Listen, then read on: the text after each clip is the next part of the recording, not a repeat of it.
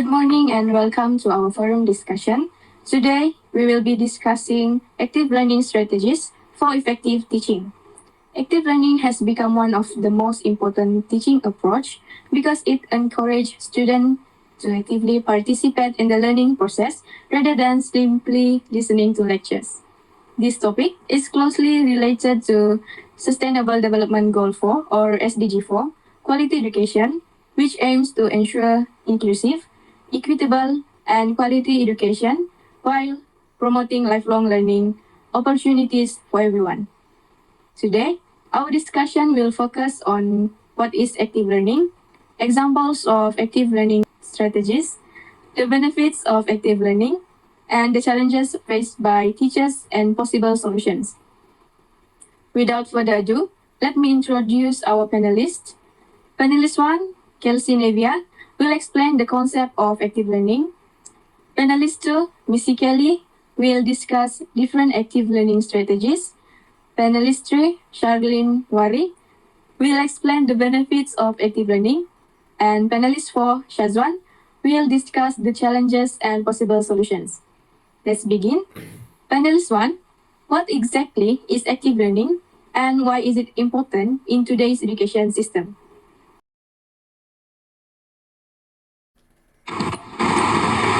Thank you, moderator. Good morning, everyone. Active learning is a teaching approach that actively involves students in the learning process.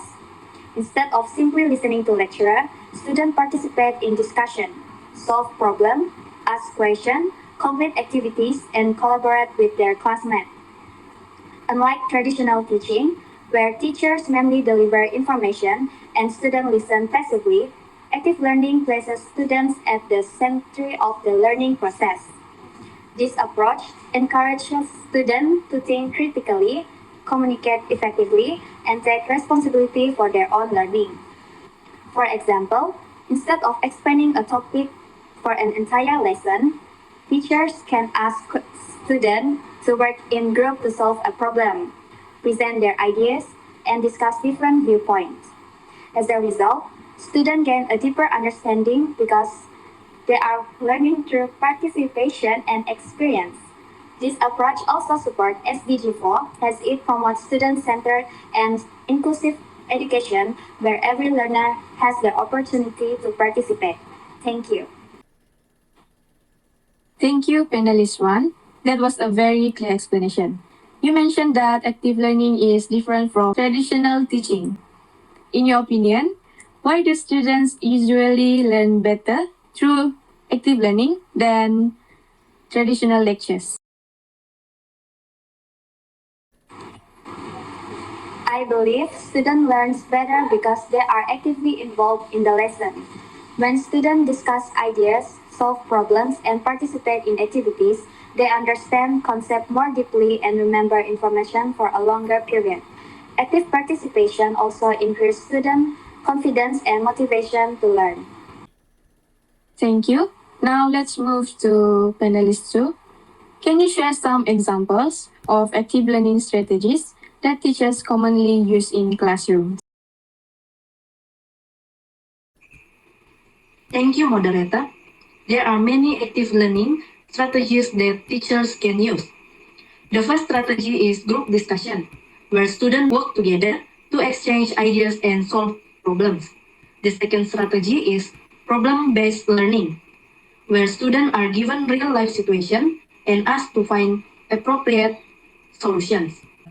Another effective strategy is project-based learning, where students complete projects that connect classroom knowledge with real-world experience. Teachers can also use role play, allowing students to understand concepts by acting out different situations. Another popular strategy is think, pair, share, where students think individually, discuss with a partner, and finally share their ideas with the class.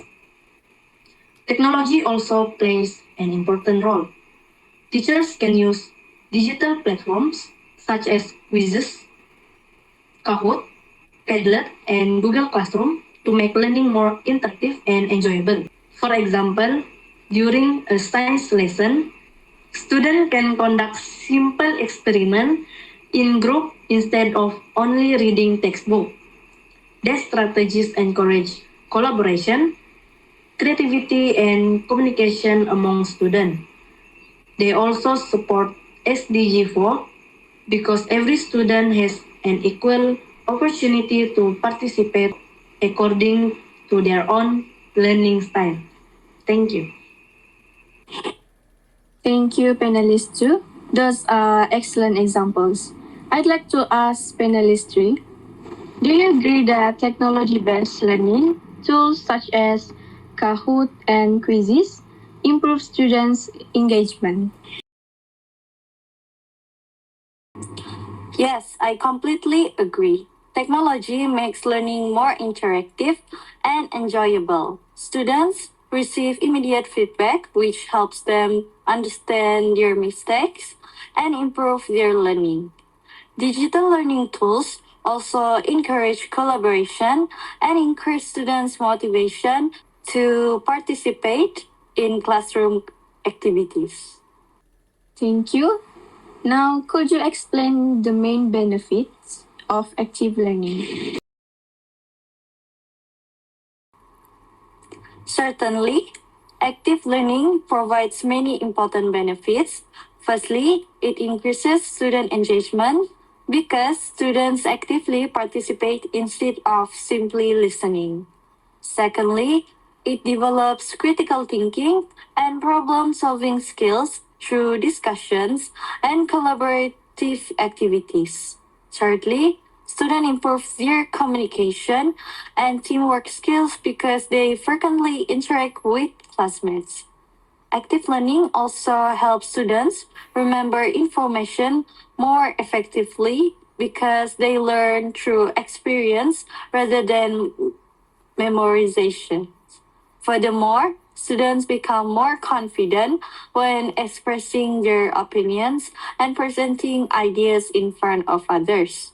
Most importantly, active learning creates an inclusive classroom where every student has the opportunity to participate regardless of their academic ability.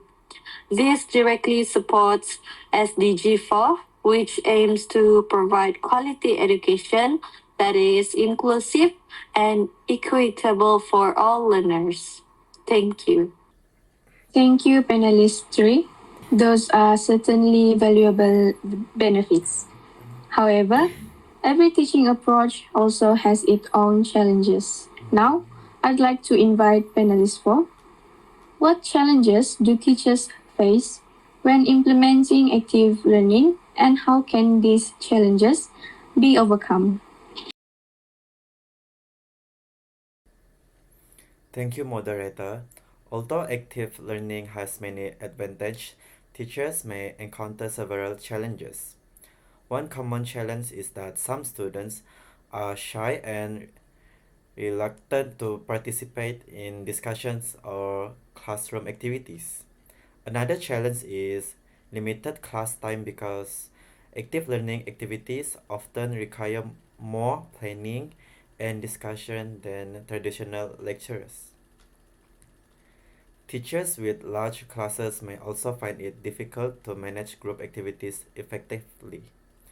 In addition, some schools have limited access to technology or learning resources. To overcome these challenges, teachers can divide students into smaller groups, provide clear instructions, encourage every student to participate, and use simple digital tools that are very accessible. Continuous professional development is also important because teachers need proper training to manage active learning effectively. By addressing these challenges, teachers can create a more inclusive and engaging learning environment that supports SDG4 and ensures quality education for all students. Thank you. Thank you, panelist 4. Before we conclude, I would like to ask all of our panelists one final question. If you were a teacher, which active learning strategy would you use more often and why? I would choose group discussion because it encourages communication, teamwork, and active participation among students.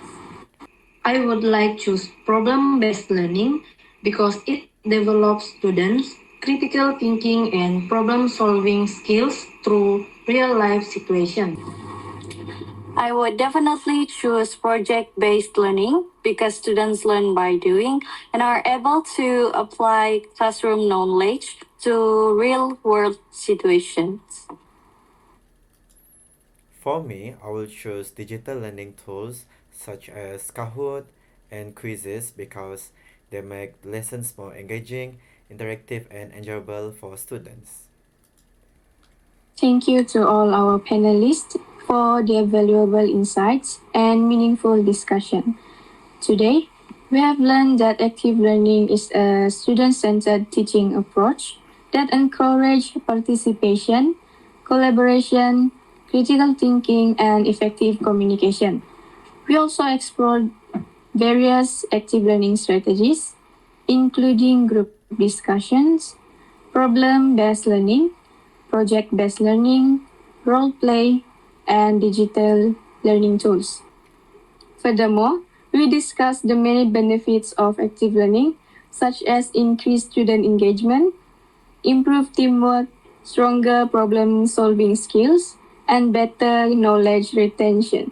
Although there are several challenges, this can be overcome through proper planning, effective classroom management, appropriate use of technology, and continuous professional development for teachers. Most importantly, active learning strongly supports Sustainable Development Goal 4 or SDG 4, quality education, by promoting inclusive, equitable, and lifelong learning opportunities for every student.